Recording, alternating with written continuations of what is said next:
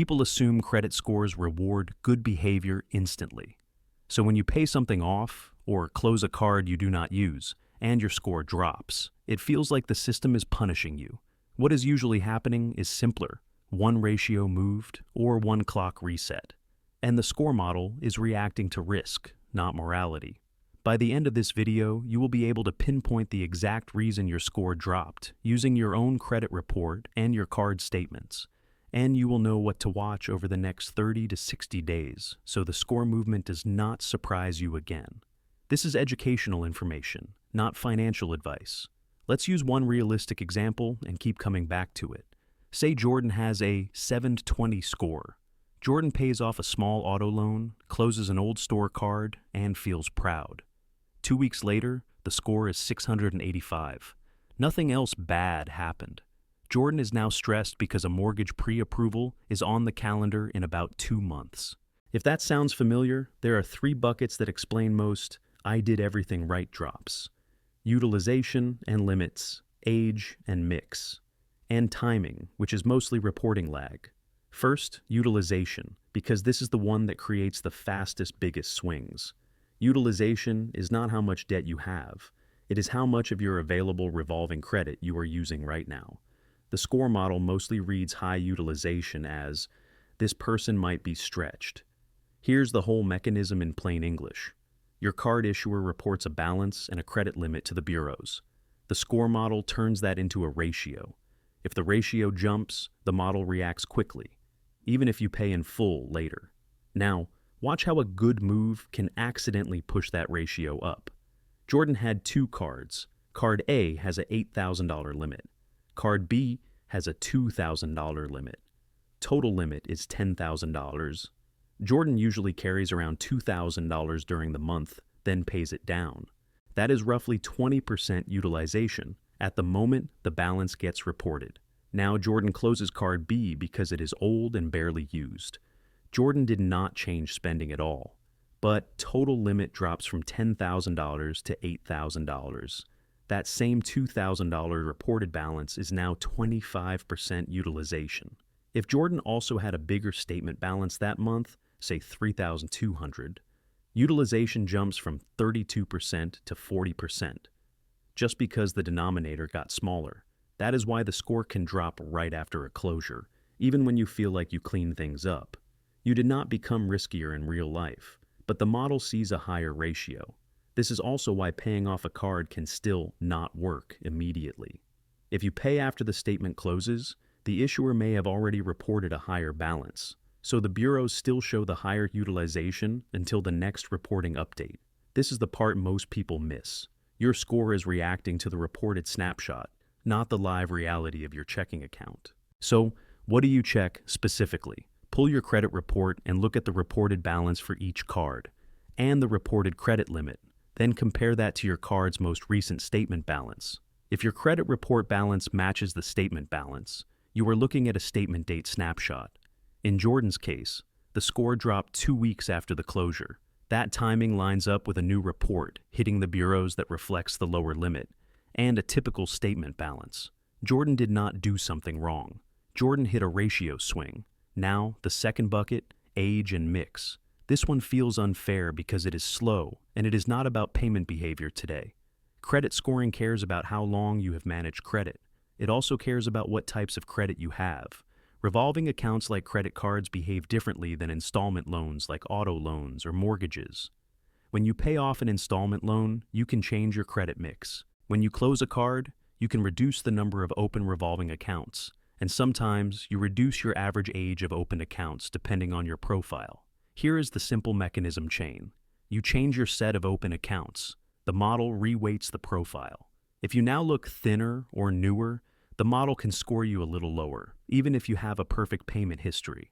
For Jordan, paying off the auto loan removed one installment trade line from the active mix. Closing the store card reduced the number of open revolving accounts. If Jordan only has one remaining card reporting, the profile can look more concentrated and more sensitive to utilization swings. That can make the score more jumpy month to month.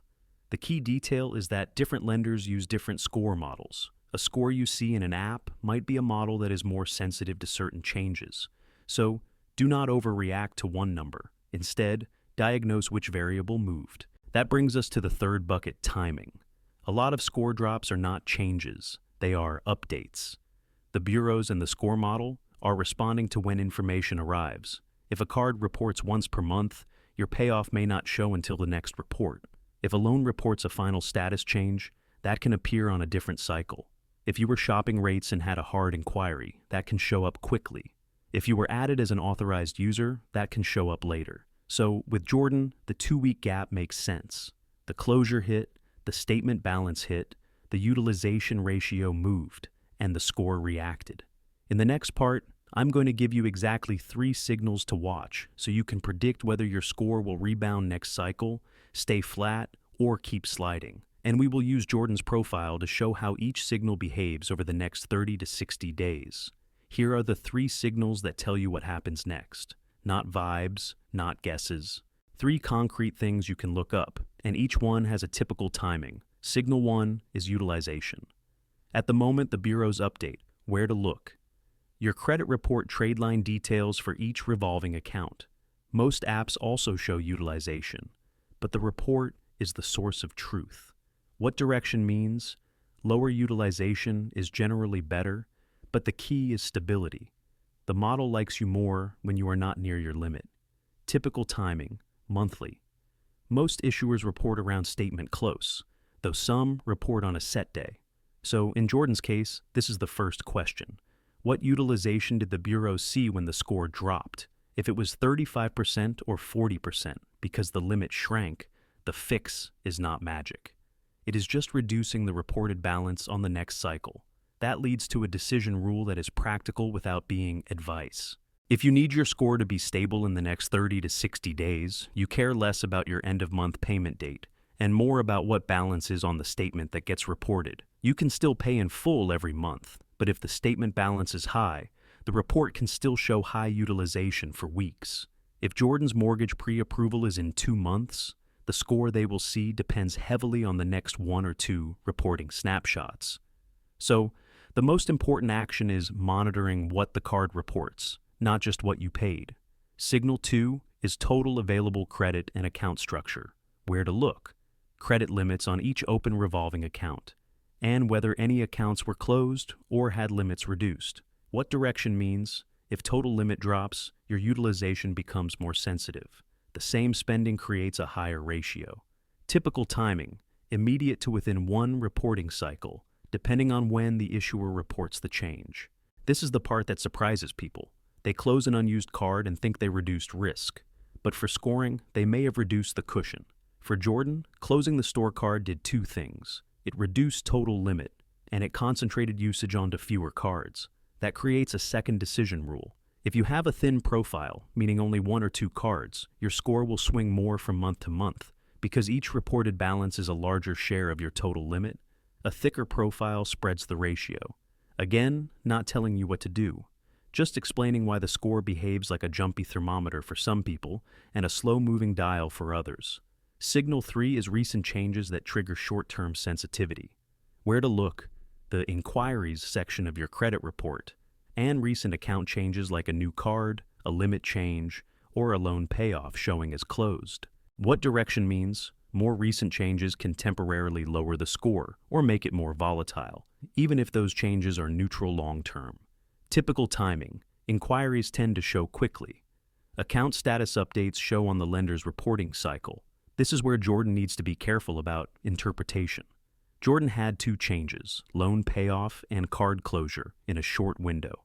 Even if both are positive long run, the short run model can treat the profile as less proven under current conditions, which is a polite way of saying it wants more time and more data points. Now, let's answer the question everyone actually cares about. Will the score bounce back? Most utilization-driven drops can recover quickly, often the next reporting cycle, if the reported balances come down.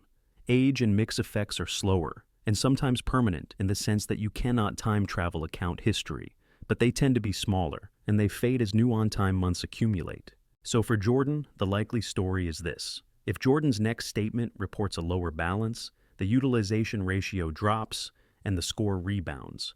If Jordan keeps reporting a high statement balance, The lower total limit makes the high ratio persist, and the score stays pressured. Now, the 2-minute checklist. These are the concrete things you can do right now in under 10 minutes to diagnose your own score drop. 1. Pull your full credit report and look at each revolving account's reported balance and limit. Calculate your utilization the same way the model does, balance divided by limit. If the ratio is higher than you expected, you found the main driver. 2. Look for any limit drops or closures. If your total limit shrank, expect higher sensitivity going forward. 3. Check the dates. Match your statement close dates to when the balances appear on the credit report. That tells you what snapshot is driving the score. 4.